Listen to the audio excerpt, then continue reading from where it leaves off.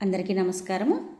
భగవద్గీత ద్వారా సంస్కృతం నేర్చుకుందాం అనేటటువంటి కార్యక్రమంలో భాగంగా ఈరోజు షోడశోధ్యాయం అనగా 16వ అధ్యాయం అయినటువంటి దైవాసుర సంపద్విభాగ యోగం నుండి శ్లోకాలకు సంస్కృతం నుండి తెలుగు అర్థం ఏ విధంగా వస్తుందో తెలుసుకోబోతున్నామండి. ఓం శ్రీ పరమాత్మనే నమః. అథ షోడశోధ్యాయః. అథ అంటే ఇప్పుడు, షోడశః అంటే 16వ, అధ్యాయః అంటే అధ్యాయము. దైవాసుర సంపద్విభాగయోగః. దైవం అంటే దేవతలకు సంబంధించిన, అసుర అంటే రాక్షసులకు సంబంధించిన సంపత్తు ఏవైతే లక్షణాలు ఉన్నాయో వాటికి సంబంధించినటువంటి వాటి భాగాలకు సంబంధించినటువంటి యోగము అనగా ఈ అధ్యాయము.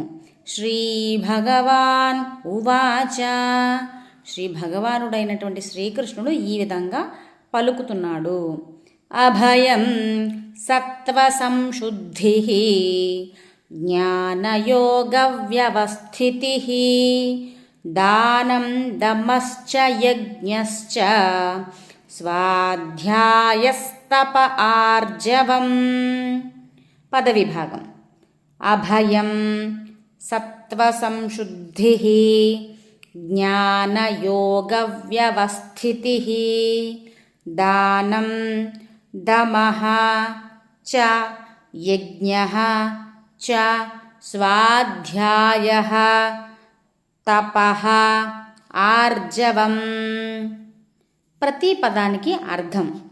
అభయం అనగా నిర్భయత్వము, సత్వసంశుద్ధి అంతఃకరణ శుద్ధి, జ్ఞానయోగ వ్యవస్థితి తత్వజ్ఞాన ప్రాప్తికై జ్ఞానయోగమునందు నిరంతరము దృఢస్థితిగా ఉండడము, చ మరియు దానం సాత్విక దానము, దమః ఇంద్రియ నిగ్రహము, యజ్ఞ భగవంతునికి గురువులను అట్లే దేవతలను పూజించుట మరియు అగ్నిహోత్రాది ఉత్తమ కర్మాచరణ చేయుట యజ్ఞము అంటారు.